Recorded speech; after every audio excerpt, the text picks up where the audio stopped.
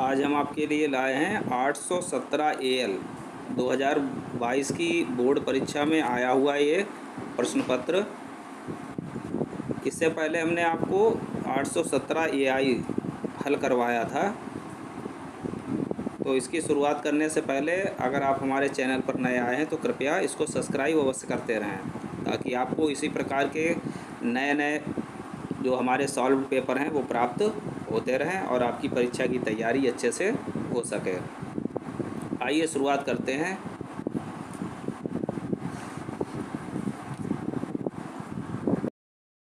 Section A जो कि reading से है। यहाँ पर पेपर में पहले ही एक पैसेज दिया हुआ है, read the following passage carefully and answer the questions given below it. ये पैसेज दे रखा है, इसके नीचे क्वेश्चन दिए गए हैं जो आपको इससे छांट करके इनके आंसर देने हैं। तो आइए देखते हैं कि पहला प्रश्न क्या है। पहला प्रश्न है, भाई वाज द शॉपकीपर सरप्राइज्ड। दुकानदारी को क्या आश्चर्य हुआ? तो इसका आंसर है द मैन। यहाँ पर ही का संबोधन जो है उस व्यक्ति के लिए किया गया है जिसने पक्षियों को उड़ा दिया था शॉपकीपर से खरीदने के पश्चात। तो आप यहाँ पर ही के स्थान पर द मैन लिख सकते हैं। तो the man purchased all the words from the shopkeeper and set them free. तो जब पक्षी उड़ा दिए गए थे ये देख करके उस शॉपकीपर को आश्चर्य हुआ था। दूसरा प्रश्न दिया हुआ है, व्हाट डिड द मैन से टू द शॉपकीपर। उस व्यक्ति ने दुकानदार से क्या कहा? तो दूसरा आंसर देखते हैं। दूसरा आंसर दिया है the man said to him. यहाँ लिखा है, यहाँ पर आप चाहें तो शॉपकीपर लिख सकते हैं। The man said to him if you had been in prison like me for no fault you would have done the same. उसने आंसर दिया था कि यदि तुम मेरी तरह बिना किसी दोष के अगर जेल में रहे होते तो तुम भी ऐसा ही करते। तीसरा इस पैसेज से अर्थ दिया कोई प्रश्न दिया गया है, find out a word in the passage which mean jail. Jail शब्द का इस पैसेज में दिया हुआ समानार्थी शब्द क्या होगा? तो जेल मीन्स कारागार होता है, और यहाँ पर भी इन्होंने प्रिजन दे रखा है। प्रिजन मीन्स भी कारागार होता है, ये दिया है यहाँ पर प्रिजन मीन्स कारागार या जेल, और जेल मीन्स भी जेल होती है। तो इसका वर्ड जो है वो प्रिजन यहाँ पर लिखा जाएगा, जेल का meaning prison.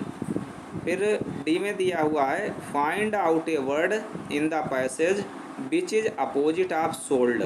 Sold sale means बेचना होता है, और उसकी जो फार्म दे रखी है सोल्ड, सेकेंड और थर्ड दोनों फार्म सोल्ड होती हैं। तो यहाँ पर सोल्ड की फार्म जो है परचार्ज्ड दी जाएगी। अब परचार्ज्ड जो है इस पैसेज में आया हुआ है, यहाँ पर पहला ही जो हमने आंसर दिया था उसमें दिया है कि परचार्ज्ड मीन्स खरीदा गया, और सोल्ड मीन्स बेचा गया। तो ये इसका अपोजिट सोल्ड का परचार्ज्ड यहाँ पर हो जाएगा। फिर सेक्शन बी से आपको क्या लिखना है? सेक्शन बी में आपको लिखना है, from your school hostel write a letter. From your school hostel write a letter to your mother to invite her to attend and watch your school function. आपको एक पत्र लिखना है माँ को, जिन्हें वहाँ आमंत्रित करना है जब आपके स्कूल में कोई प्रोग्राम हो रहा है। या फिर आप ये ना करें तो नीचे एप्लीकेशन लिख सकते हैं, write an application to the principal of your school to grant you leave for 3 days. 3 दिन के अवकाश के लिए आपको पत्र लिखना है। काय पर 3 दिन का अवकाश लेना है? As you want to attend your sick mother at home. आपको अपनी माँ की, बीमार माँ की देखभाल करनी है घर पर, इसलिए आपको एक प्रधानाचार्य को पत्र देना है। तो यहाँ पर जो भी हमारे छात्र हैं इसको अगर देख रहे हैं तो कृपया ये नोट अवश्य करें और इसी के अकॉर्डिंग आप तैयारी करें। नेक्स्ट तीसरा क्वेश्चन दे रखा है, right A report on the celebrations of your school function in about 60-80 words on the basis of the point given below. यहाँ पर एक आपको जो सेलिब्रेशन स्कूल में किसी फंक्शन का आयोजन होना है उसके ऊपर एक रिपोर्ट देनी है जो कि आपसे 60 या 80 शब्दों की होनी चाहिए। आपको ये भी नोट करना है स्कूल डेकोरेशन के ऊपर आपको पॉइंट रखने हैं। सम स्पोर्ट एंड कल्चर प्रोग्राम्स किस तरह से उसमें करने हैं, खेल के ऊपर है, सांस्कृतिक कार्यक्रम है, उनके ऊपर भी आपको लिखना है। Speech by the chief guest, जो मुख्य अतिथि हैं उन्होंने भाषण क्या दिया उसके ऊपर भी आपको कुछ पॉइंट रखने हैं। The principal's address to thank all the guest and distribution of sweets, यहाँ पर प्रधानाचार्य को सभी आए हुए अतिथियों को जो है धन्यवाद देना और उसके परांत जो है मिष्ठान वितरण का आयोजन, उसमें ये सारा डिस्क्रिप्शन आपको 60 से 80 शब्दों में करना है।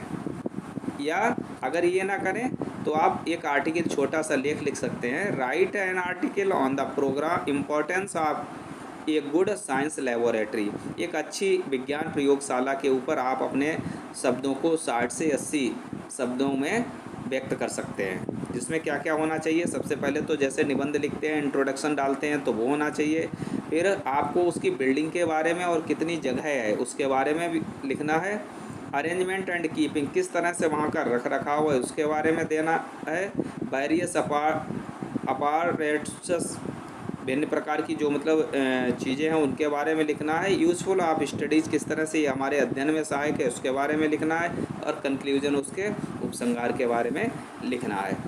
इसके बाद में आपका सेक्शन सी आता है ग्रामर से। Choose the correct option to answer the following question. अब यहाँ पर ये आपको जो ऑब्जेक्टिव टाइप से क्वेश्चन दे रखे हैं इनमें से एक ही 4 ऑप्शन दिए होंगे, उनमें से एक जो राइट आंसर है वही आपको सिलेक्ट करना है। अब यहाँ पर क्या कहता है, an intelligent girl solved the problem, identify the adjective. यहाँ पर आपको विशेषण छांटना है, क्या विशेषता है। तो यहाँ पर एन इंटेलिजेंट है, एन के बाद में आया है तो यहाँ पर विशेषता हो जाएगी इंटेलिजेंट। दूसरा दिया है दे फाट for their nation, identify the verb. अब क्रिया यहाँ छांटनी है, जो आया हुआ सेंटेंस है इसमें क्रिया क्या है, तो क्रिया क्या हो जाएगी, फाट। फाइट मीन्स लड़ना होता है, फाट मीन्स लड़ा, तो ये वर्ब हो गई, क्रिया हुई उसके माध्यम से। इसके बाद में सी दिया है the adjective form of glory is, glory की आपको एडजेक्टिव फॉर्म रखना है, तो ग्लोरी का एडजेक्टिव क्या होता है, ग्लोरियस हो जाता है। फिर है choose the correct preposition to fill in the blanks, यहाँ पर आपको एक प्रपोजिशन भरना है जो उपयुक्त हो। तो व्हाट इज टाइम योर बाच, प्रायः क्या लोग करते हैं कि इन कर देते हैं, इनका प्रयोग अशुद्ध होता है, तो यहाँ पर आपको बाई का प्रयोग करके लिखना है। तो what is time by your बाच।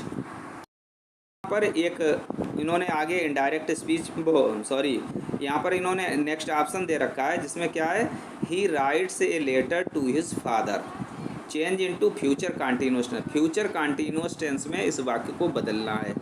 तो जैसा आप जानते हैं कि फ्यूचर कंटिन्यूअस टेंस में विल बी और शैल बी का प्रयोग होता है और वर्ब में आईएनजी लगाई जाती है।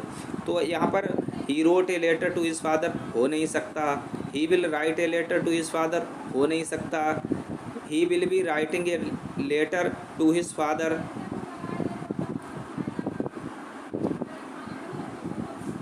ये इसका करेक्ट आंसर रहेगा। और he has been writing a letter to his father, ये नहीं होगा। तो राइट आंसर आपका क्या आएगा, राइट आंसर आएगा he will be writing a letter to his father. इसके बाद में नेक्स्ट दिया हुआ है change the following as directed in the brackets. हाँ, जो अभी इनडायरेक्ट आ गया है इसको हमें बदलना है।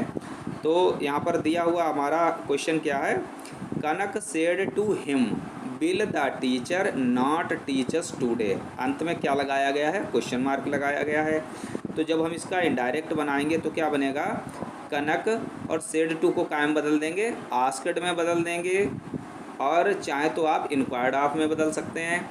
हमने यहाँ पर आस्क्ड लिख दिया है, कनक आस्क्ड हिम। अब जो वाक्य हेल्पिंग वर्ब से आरंभ होते हैं तो उनसे पहले हम इफ़ या वेदर कंजक्शन का प्रयोग करते हैं। यहाँ पर इफ़ लगाया गया है, फिर सब्जेक्ट द टीचर यहाँ रखा गया, द टीचर, और विल का हो जाएगा वुड, और फिर नॉट, फिर टीच हिम दैट डे। इसके बाद में फिर आया है people always admire freedom fighters. अब हमें इसका क्या बनाना है, change into the passive voice बनाना है। तो क्या बनेगा, freedom fighters are always admired by people. फिर यहाँ पर सी ऑप्शन दिया है इसी में 5 का, punctuate the following using capital letters wherever necessary. जहाँ पर आवश्यक हो वहाँ पर बड़े शब्दों का प्रयोग करिए और जिस अनुसार टेंस पूछा गया उसके अकॉर्डिंग उसको पंक्चुएट करना है। तो यहाँ पर देखिए क्या दे रखा है, are you coming to school with your brother said Mahesh. यानी कि जैसा हम डायरेक्ट में देते हैं उसी के अकॉर्डिंग ये बनाया गया है। तो हम इसको जब बनाएंगे पंक्चुएट करेंगे तो हमको कामा का भी प्रयोग करना है कि डायरेक्ट के रूप में।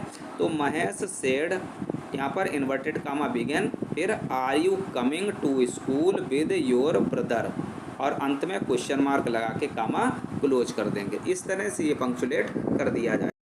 अब यहाँ पर नेक्स्ट ऑप्शन दिया है frame a correct sentence by rewording the words.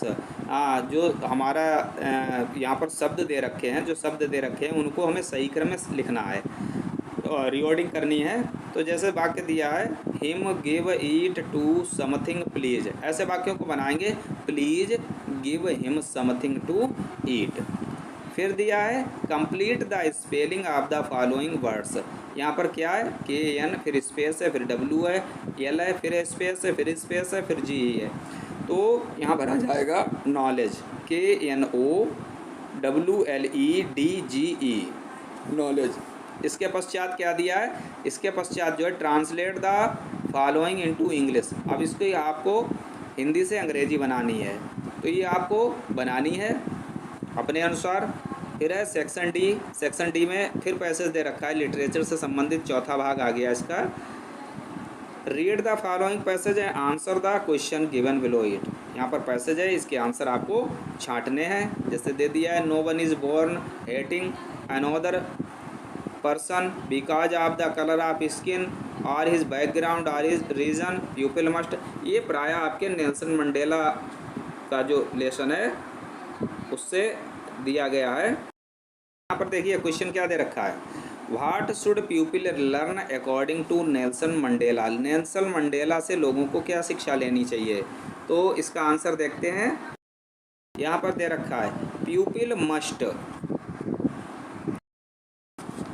Learn to hate and if they can learn to hate they can be taught to love.